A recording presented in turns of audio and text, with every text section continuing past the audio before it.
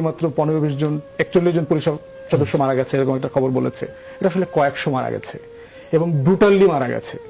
পুলিশের লোকজন আমাদেরকে বলেছে জবাই করেছে আপনার বিভিন্ন জায়গায় পুলিশ সদস্যদেরকে রাস্তায় ফেলে আন্দোলনকারী লোকরা জবাই করেছে। যাত্রাবাড়িতে একটা লাশ দেখেছে ঝুলিয়ে রেখেছে, এরকম ডজন ডজন লাশ ঝুলায় রাখছে। আমরা শুধু সিরাজগঞ্জে একটা থানায় পোড়ায় মারছে 13 জন 14 জনের কথা জানি, পোড়ায় মেরেছে আরো অসংখ্য পুলিশ সদস্য আছে, কিন্তু পুলিশের জবাইয়ের খবরগুলো আসে নাই পত্রিকাগুলোতে। সেই কিন্তু পুলিশরা জানে।